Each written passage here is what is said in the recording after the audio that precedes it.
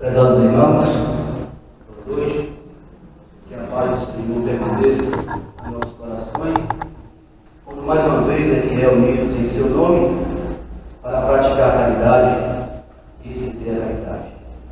Os Espíritos benfeitores do Senhor, os Espíritos benfeitores dessa casa desta noite, façam de cada um de nós um instrumento útil do bem, com o bem e sempre para o bem. Vamos refletir nesta noite acerca do tema o bem e o mal. Essa dicotomia da natureza humana em que tem sido um desafio permanente para nós nos situarmos nessa estrada que nos leva ao progresso, mas que aqui e acolá somos tomados de sentimentos e de atitudes que são contraditórias ao nosso projeto de vida. O Espírito André Luiz nos lembra que o mal não merece comentário em tempo algum. Então vamos pedir licença aos benfeitores para falarmos acerca do tema o bem e o mal. E tudo é amor, até o ódio é amor. Julga ser a antítese do amor.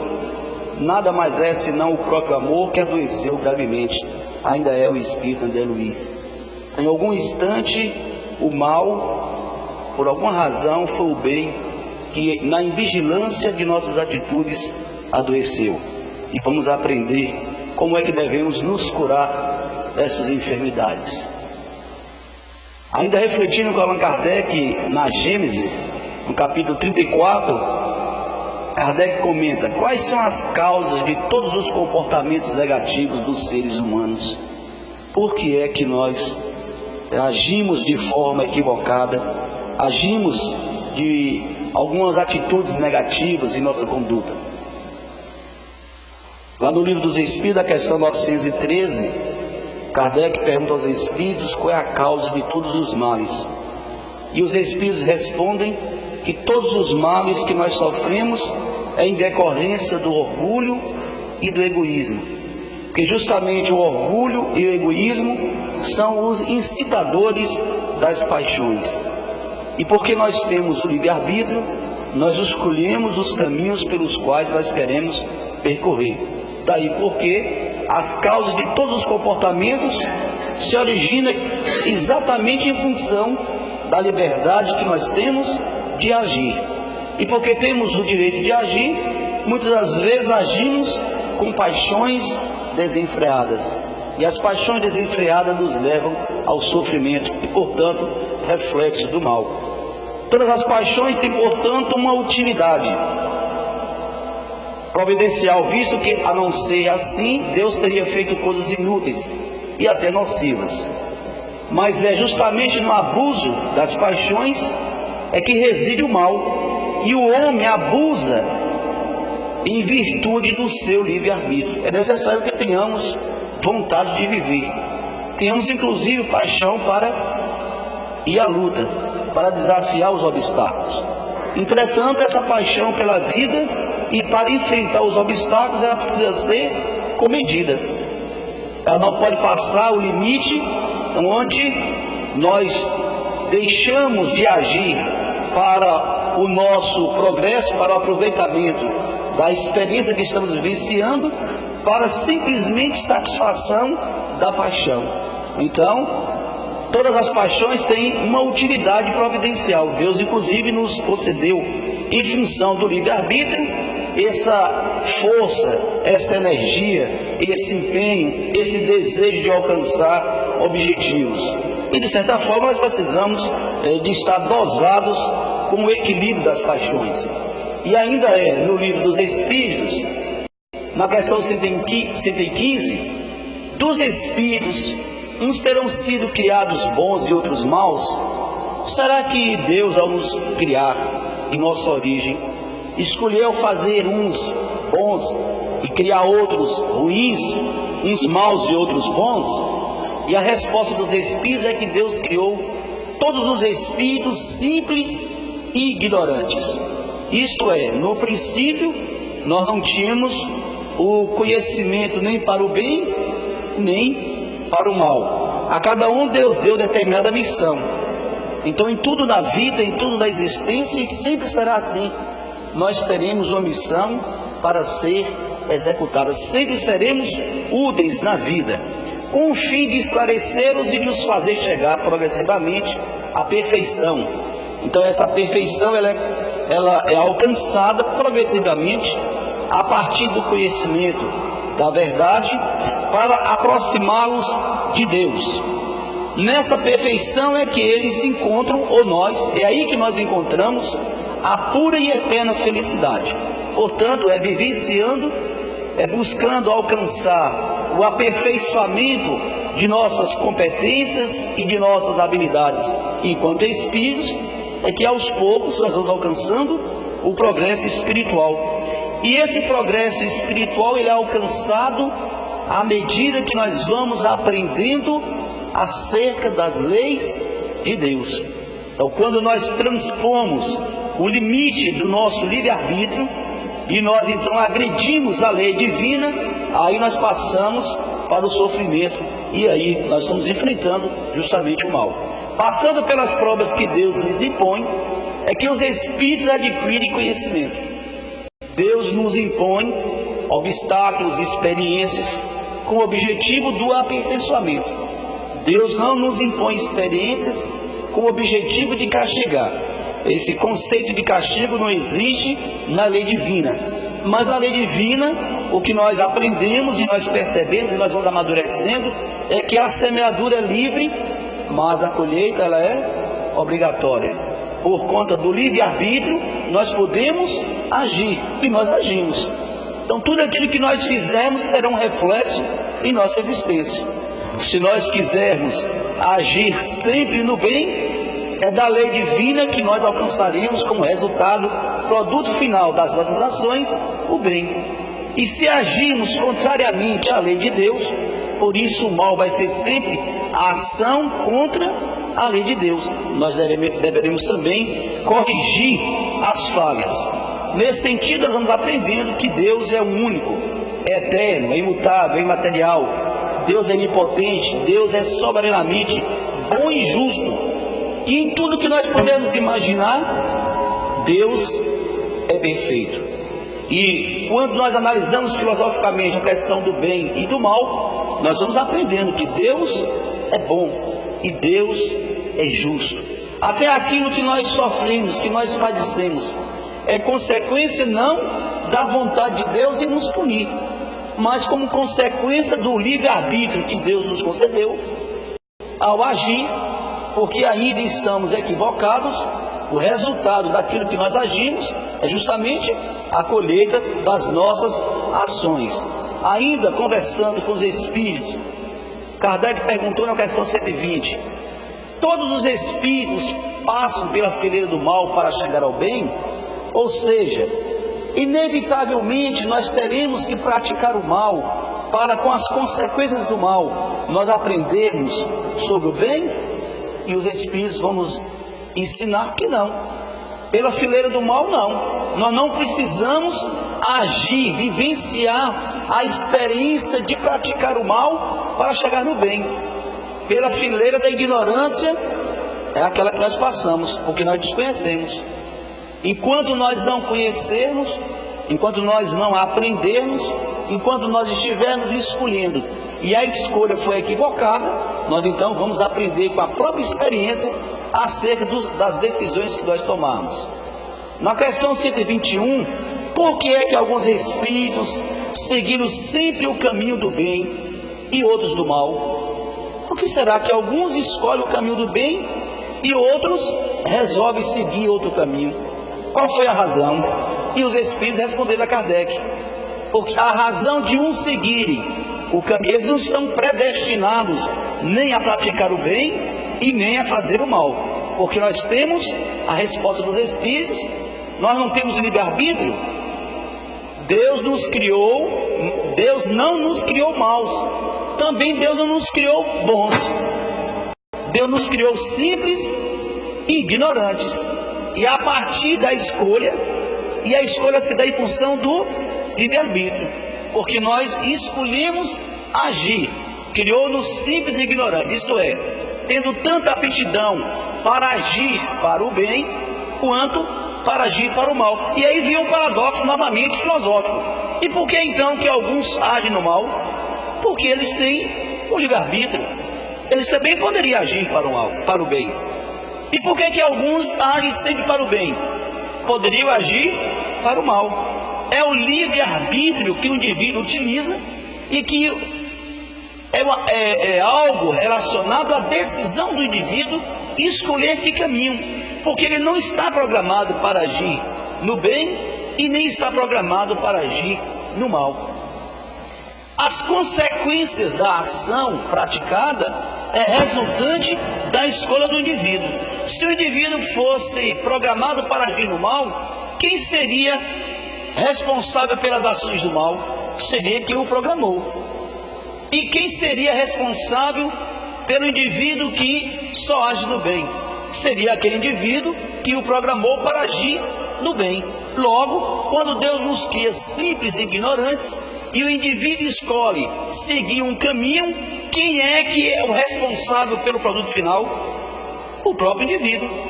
Nós que passamos pela experiência. Então não foi Deus quem determinou que nós agíssemos no caminho do bem ou no caminho do mal. Porém, lembrar que Deus, sendo perfeito, Deus criou leis perfeitas. E na lei de causa e efeito, o indivíduo vai exatamente colher aquilo que ele plantar. Os que são maus, assim se tornaram por vontade própria. Seria tão bom se a gente pudesse encontrar o culpado para alguém que agiu no mal. Não foi ele. Então seria muito cômodo. Não seria cômodo? Não, a culpa não é dele, o demônio. O demônio, dizem que o demônio chegou à perfeição e aí ficou aborrecido porque Deus tinha mais poder, ele estava insatisfeito. Satanás era um anjo. E aí o anjo então aborrecido porque não poderia ocupar o lugar da divindade. Isso é um produto, teve uma falha de fabricação se fosse assim. Mas nós sabemos que não é assim. O indivíduo, quando alcança a condição de perfeição, ele não retroage jamais. Ele escolheu ser o bem. Então se alguém alcança, e nós vamos alcançar, todos nós alcançaremos, porque é uma outra lei, que é a lei do progresso. Nós vamos evoluir. Nós avançaremos lentamente, progressivamente, sempre na direção, na busca da felicidade. Se agirmos no mal, nós teremos a oportunidade de corrigir. Quando é que nós vamos corrigir? Quando também nós decidimos corrigir. Se agirmos do bem, nós vamos alcançando mais habilidade, mais competência, para inclusive, pelo conhecimento, aquele conhecimento que Jesus nos apresentou, conhecer a verdade. A verdade é das leis de Deus, das leis de ação e de reação. Então, os que agem para o mal ou os que agem para o bem, o fazem por conta própria. Então, quando nós agimos, nós outros agimos, e que a nossa escolha está correta, é claro que nós sabemos que sofremos as influências culturais. Nós sofremos as influências da educação, nós sofremos as influências dos espíritos desencarnados. Mas quem determina exatamente a ação somos nós. Ao agir, nós podemos estar sob a influência de vários processos, mas a escolha da ação final somos nós quem determinamos. Portanto, somos nós que vamos responder. Daí nós vamos então avançando nas reflexões. Que ideia então na questão 629 para aprimorar um pouco mais essa concepção do bem e do mal? Kardec pergunta: que definição se pode dar da moral? E aqui é a moral apresentada por Jesus. E os espíritos vão responder a Allan Kardec no capítulo 1 das leis morais sobre o bem e o mal, a questão 629. A moral é a regra do bem proceder. Isto é, olha agora, aqui é importante. A moral é a regra do bem proceder. Portanto, é aprender a distinguir o bem do mal. Aí agora já passa a ser a regra de conduta. Saber escolher entre o bem e saber escolher entre o mal. Funda-se na observância da lei de Deus. O homem procede bem quando tudo faz pelo bem de todos, porque então cumpre a lei de Deus. Olha a lei de Deus em todos os instantes, presente em nossas vidas e nossas ações. Qual é a regra de ouro? A regra de ouro é o bom proceder. E o que seria então o bem proceder? O homem procede bem quando tudo faz pelo bem de todos. E será que a gente tem dúvida quando devemos agir para o bem de todos? Nós temos dúvida? Será que em alguns instantes da vida a gente passa a ter uma dúvida de como proceder? Muitos doutores da lei procuravam Jesus em sua época com essa dúvida. Eles ansiavam pelo o reino dos céus. E em função do rigor da filosofia judaica sobre eles então perguntavam sempre a Jesus como deveríamos fazer para alcançar o reino dos céus. E Jesus sempre contava uma parábola, e na parábola Jesus sempre inseria aquele que interrogava e deixava o ensino para os demais. Daí, como se pode distinguir o bem do mal? Nós aqui nesta noite temos dúvida entre o bem e o mal? Nós sabemos agir? Sabemos distinguir? Nós nos perguntamos antes de agir das consequências da nossa atitude? Se a nossa ação, ela será uma ação propositiva no bem ou será uma ação prepositiva no mal? Nós sempre fazemos essa pergunta. Deveríamos fazer, porque depois de agir, nós só teremos a consequência. Não dá para pensar depois. Se eu soubesse, não teria agido assim. Aí não diz isso sempre? O melhor é a gente saber antes. É melhor prevenir do que remediar, porque remediar depois exige de nós, quando a gente age com as paixões, e se as paixões elas forem desenfreadas e elas forem incontroláveis, a resposta entre se podemos distinguir o bem do mal, o bem é tudo que é conforme a lei de Deus. E o que seria então o mal? O mal é tudo que lhe é contrário. Assim, fazer o bem é proceder de acordo com a lei de Deus. Fazer o mal é infringir a lei de Deus. Mas me parece que a gente não tem muito interesse nessa coisa muito filosófica, não, que é uma coisa mais prática, né? Então a pergunta continua sendo: nós sabemos distinguir entre o bem e o mal? Ou há dificuldade em saber entre o bem e o mal? Quando é que podemos agir entre o bem e o mal? E Buda vem em nosso socorro. Buda diz que o conflito não é entre o bem e o mal. Mas qual é o conflito? O conflito é o conhecimento e a ignorância. Quando nós não conhecemos, aí nós temos uma tendência de atender mais ao ego, satisfazer a paixão, atender o orgulho, atender a vaidade, porque nós desconhecemos as consequências da atitude, da ação. Então, o que nos conflita não é apenas o bem ou o mal, não é o assédio do mal, mas o que nos conflita é a falta de conhecimento. Jesus estava certo quando disse que era preciso conhecer a verdade? Conhecereis a verdade. E aí a gente vai superando o conflito entre o bem e o mal. Porque conhecendo as leis de Deus, nós vamos falar mais sobre essas leis. Qual é a regra de ouro, portanto? A regra de ouro para vencer o conflito é conhecer. E se a gente tem dificuldade de conhecer, portanto, na dúvida, trate os outros como você gostaria que eles fizessem a você. E agora? Alguém gostaria de ser maltratado? Alguém gostaria de ser prejudicado? Alguém gostaria de sofrer algum tipo de prejuízo? Alguém gostaria de ser ludibriado?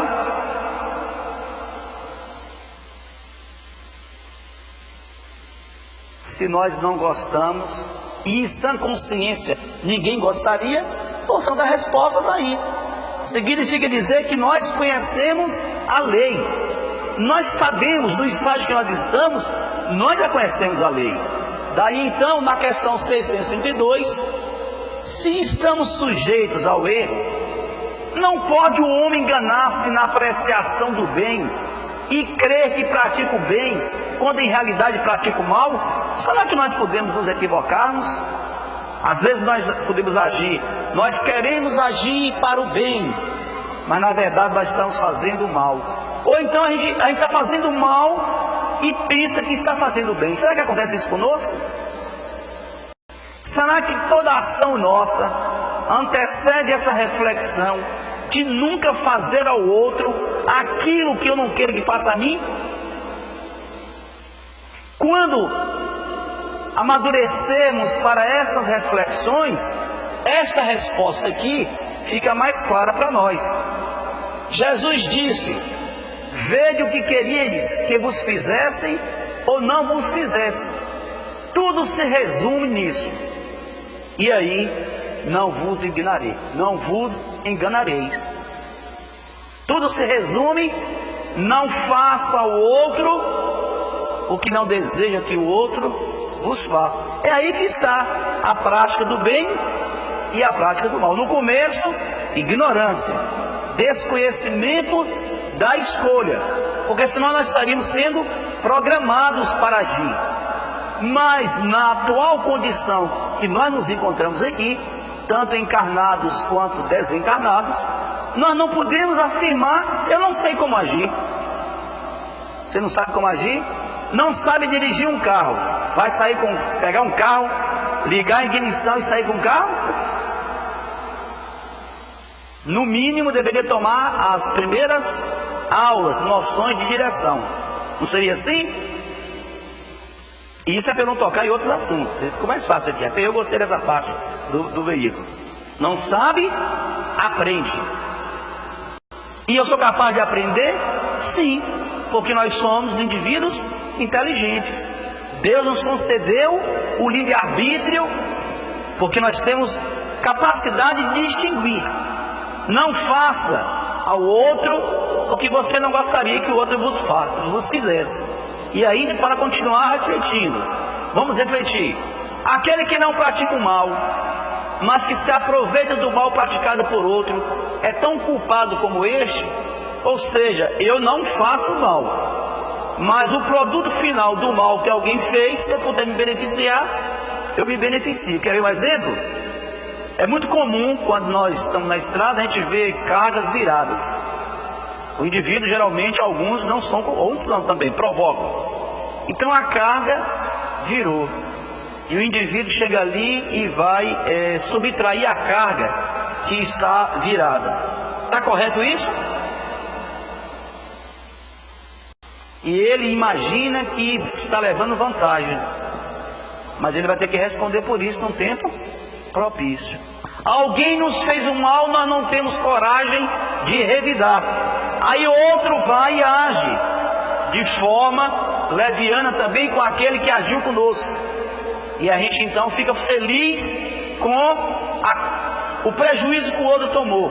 Nós não fomos o agente do mal, mas nos alegramos porque aquele a quem nós temos alguma contenda está tendo prejuízo. Nós estamos agindo correto com isso? Nós não temos que nos aproveitar em situação nenhuma do mal que alguém tenha feito. Nós precisamos ficar vigilantes. E olha a advertência dos Espíritos, que é importante nossa atenção. É como se nós houvéssemos praticado, ou seja, aquele que não pratica o mal, mas que se aproveita do mal praticado por outro, é como se houvera praticado. Portanto, não podemos ser coniventes nem omissos no mal. Não devemos ser coniventes e nem sermos omissos. Talvez não fosse capaz de praticá-lo, mas desde que, achando feito, dele tira partido, é que o aprova, é que eu teria praticado se pudera ou se tivesse a oportunidade. Então, oração e vigilância para não cairmos na tentação de aproveitarmos o mal que não tivemos coragem de fazer, mas que alguém fez. Nós então aproveitamos. E Paulo escreve em Efésios: pois outrora ereis trevas, porém agora sois luz do Senhor.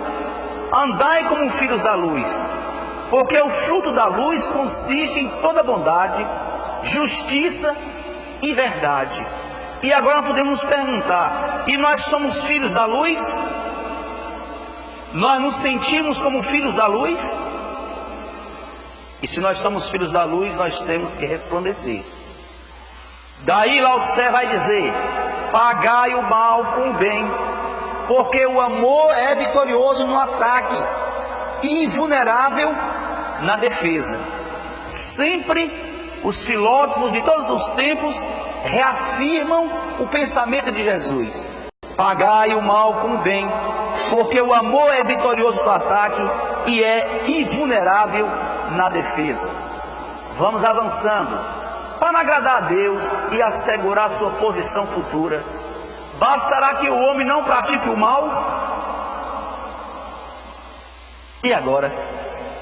Essa é um paradoxo terrível na vida da gente. Eu não faço mal a ninguém. Minha consciência está tranquila porque eu não faço mal. E o sujeito dorme em paz, será? E Allan Kardec perguntou exatamente isso aos bons espíritos. Para agradar a Deus e assegurar sua posição futura, bastará que o homem não pratique o mal? Será que basta viver a existência e nunca fazer o mal a ninguém, e assim nós estaremos cumprindo com nossa obrigação? Alguém consegue passar pela vida sem ter a oportunidade de fazer o bem? E os espíritos responderam a Allan Kardec: cumpre-lhe fazer o bem no limite de suas forças, porquanto responderá por todo mal que haja resultado de não haver praticado o bem. Nossa Senhora, isso é terrível. Todas as vezes que tivermos oportunidade de agir no bem, que não o fizermos, qual é a consequência? Nós fizemos o mal. Se deixamos de agir no bem, logo praticamos o bem, praticamos o mal. Então nós precisamos aproveitar todas as oportunidades no limite de nossas forças, no limite de nossas possibilidades, para fazer o bem. E haverá alguém que não tenha condição de fazer o bem? Será que tem? Aí Martin Luther King diz para nós: porque o amor é sempre atuante. A escuridão não pode expulsar a escuridão. A inércia não pode mudar o movimento. Precisamos agir. Apenas a luz pode fazer isso. Apenas o bem pode acabar com o mal. O ódio não pode expulsar o ódio. Só o amor pode fazer isso. No campo da ação, nós temos que agir. E agir sempre para o bem, e nós temos sempre a oportunidade. E ainda é Mahatma Gandhi que vem nos ajudar a refletir acerca do bem e do mal na prática do amor. Amor não é somente um estado negativo que consiste em não fazer o mal. Não basta não fazer o mal, mas também é um estado positivo que consiste em amar, em fazer o bem a todos, inclusive a quem nos faça o mal. Orai por aqueles que vos perseguem e vos caluniam. Perdoai todas as ofensas. É agir. Alguém agiu contra nós. Alguém agiu contrário ao amor. Alguém adoeceu nas relações e age de forma equivocada. Qual a nossa posição? Perdoar. O tempo nos ajudará a esquecer.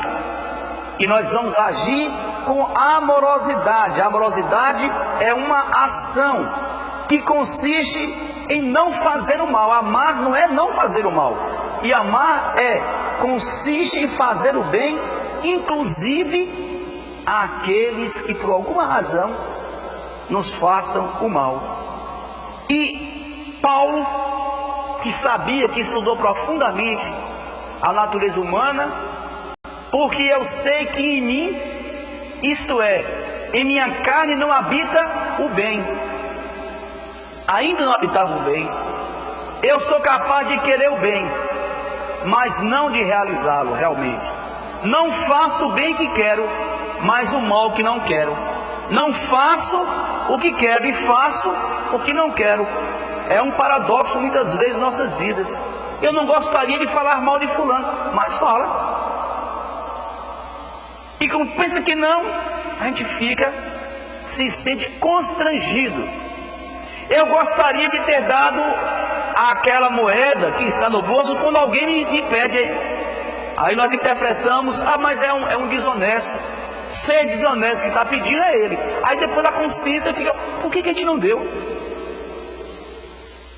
Nós poderíamos ter servido a fulano. Não faz por alguma razão. Porque ainda não aprendeu a tirar como Paulo, tem um espinho em minha carne. É esse amor que precisa ser atuante para vencer o mal. Ainda refletindo no livro dos Espíritos, haverá quem, pela sua posição, não tenha possibilidade de fazer o bem? Será que existe entre nós, entre nós aqui encarnados, um de nós que não possa fazer o bem de alguma forma? Alguém se sente impotente, incapaz de fazer o bem? A regra de ouro é: não faça ao outro o que não quererias que o outro vos fizesse. Só faça ao outro aquilo que deseja que o outro vos faça. Então Jesus contou a parábola da viúva que tinha apenas uma moedinha bem pequena, um dracma, talvez uma moeda de 1 centavo. E ela naquele dia chegou no templo e fez a sua oferta, para mostrar para nós que não importa o tamanho da ação do bem, o importante é agir no bem. E ela então fez, ela disse: olha, de todos que aqui depositou sua oferta, esta foi a mais importante, porque ela fez no limite de suas possibilidades, era aquilo que ela tinha para fazer. Muitas vezes a existência, o caminho, as experiências, a convivência, nós temos algo que será o mínimo que nós tenhamos que fazer e precisaremos fazer. Aí os Espíritos responderam: não há quem não possa fazer o bem, somente o egoísta nunca encontra ensejo de o praticar. Que coisa terrível e vergonhosa, né? Só o egoísta não encontra a oportunidade de fazer o bem. Gentileza gera gentileza. Bom dia gera um bom dia. Boa tarde gera uma boa tarde. Boa noite também. Abrir a porta da casa, abrir a porta do carro, pegar o pacote para alguém que está com as mãos ocupadas, ajudar alguém a atravessar a rua, ajudar um portador de deficiência de alguma coisa.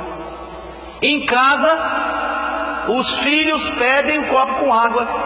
Nós podemos fornecer, podemos ou temos que ser apenas servidos. O irmão com os irmãos, os filhos com os pais com os filhos.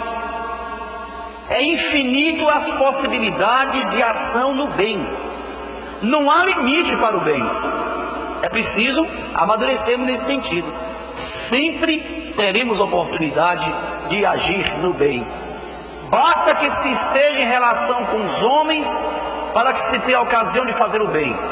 Ora bem, e não há dia da existência que não ofereça a quem não se ache cego pelo egoísmo oportunidade de praticá-lo. Todos os dias nós haveremos de encontrar ocasião, basta que vivamos em relação. Até mesmo com os animais nós vamos encontrar a oportunidade também de servir e de praticar a caridade, de praticar o bem. Porque fazer o bem não consiste para o homem apenas em ser caridoso, mas não é apenas dar algo, mas em ser útil, na medida do possível, todas as vezes que o seu concurso venha a ser necessário. E daí volta a pergunta: quem de nós não tem a oportunidade de ser útil? Provérbio russo: somos bons quando fazemos os outros melhores. Quando nós fazemos, transformamos, ajudamos, contribuímos para que a vida de alguém seja melhor, nesse momento nós estamos fazendo bem. Então, e também estamos sendo indivíduos melhores.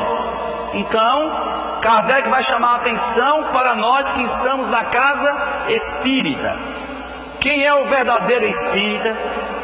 Não é o que crê apenas nas comunicações dos espíritos, mas aqueles todos de nós que procura aproveitar os ensinamentos dos espíritos. De nada adianta crer se a sua crença não faz dar sequer um passo na senda do progresso. Por isso que a doutrina é dinâmica e a doutrina tem por objetivo nos ajudar a progredir, a sermos indivíduos melhores, conforme Santo Agostinho diz no Evangelho segundo o Espiritismo, a moldar caracteres, e moldar caracteres para o bem, para sermos indivíduos melhores. E não o torna melhor, senão o torna melhor para o próximo. Sempre será a regra de Jesus, sermos fraternalmente úteis uns para com os outros. É nisso que consiste o valor da existência. E ainda é o codificador, quando todos os homens estiverem convencidos de que Deus é bom, é o mesmo para todos, e que esse Deus soberanamente justo e bom, nada de injusto pode querer, que dele, porém, dos homens vem o mal. Todos se considerarão filhos do mesmo Pai, e se estenderão as mãos uns para com os outros. E nós vamos entendendo que o mal não é da vontade de Deus. Mal é resultado das nossas escolhas e dos nossos equívocos. Agora, essa é outra questão também que vale a pena fazer reflexões profundas. Num ambiente psíquico, da psicosfera da Terra, onde o mal ainda vem imperando, os espíritos que falaram com Allan Kardec, os maus são intrigantes e audaciosos. Os bons são tímidos. Eu vou perguntar, nós somos maus ou nós somos tímidos? O que é que nós somos? Nós somos bons ou nós somos maus? Os maus são intrigantes. Nós somos intrigantes? Nós somos audaciosos? Nós somos atrevidos? O que é que nós somos, afinal de contas? Ou nós somos bons e tímidos? E aí os espíritos de Allan Kardec, quando os bons quiserem, estes predominarão. Quando nós quisermos ser audaciosos, atuantes, operosos, não podemos ser intrigantes. Nós precisamos usar outro recurso. Aquilo que Gandhi diz, o amor tem que ser operoso, atuando no bem. E Martin Luther King diz que só a luz pode apagar as trevas. Não se apaga as trevas com mais trevas. E só o amor pode iluminar. Então a pergunta foi, por que no mundo os maus tão frequentemente sobrepujam os bons em influência? Por que os maus parecem estar sempre vencendo? Exatamente porque os bons são tímidos. Quando os bons quiserem, estes dominarão. E eu vou continuar perguntando, nós somos bons ou nós somos ruins e maus? O que é que nós somos, afinal de contas? Quando é que nós vamos predominar? Quando é que nós vamos decidir por predominar? Tem um convite.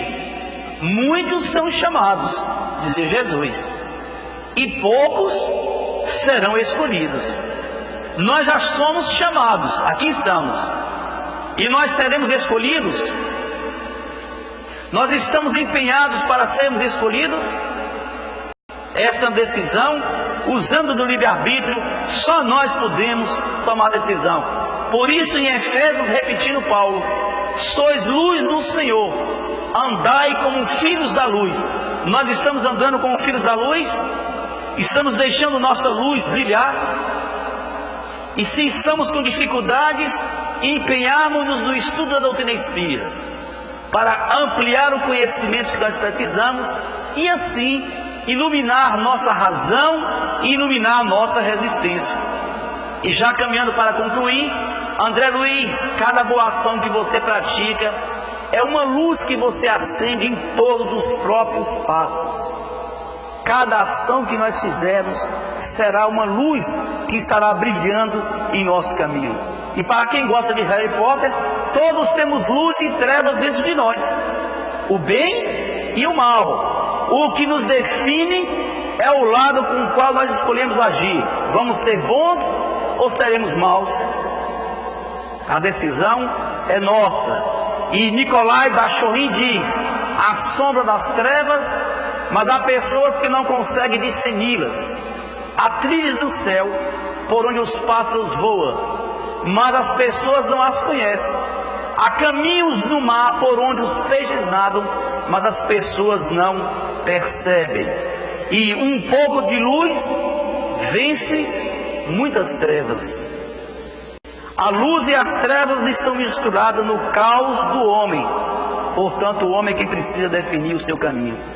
E Mahatma Gandhi, mais uma vez: a minha fé, o conhecimento da lei de Deus, nas densas trevas resplandece mais viva. Ainda que eu ande pelo vale da vida,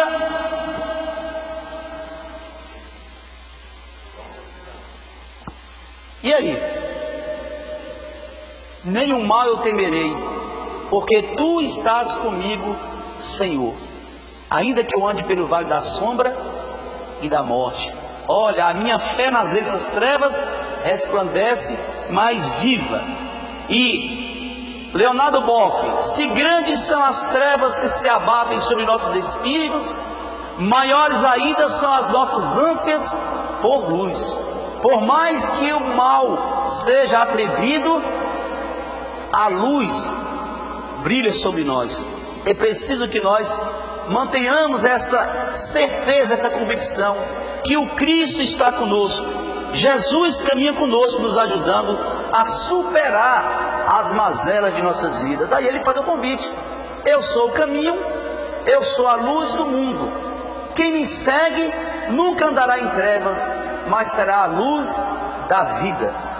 Que Jesus nos abençoe, que os benfeitores espirituais nos inspirem, para que dentro de nós possa resplandecer luz, e que nós possamos ousar a prática do bem. Se tivermos dúvida, nunca fazer ao outro aquilo que não desejo que o outro me faça, e fazer ao outro somente aquilo que eu desejo que o outro me faça. Que Jesus nos abençoe, saúde e paz para todos nós, hoje e sempre. Muito obrigado.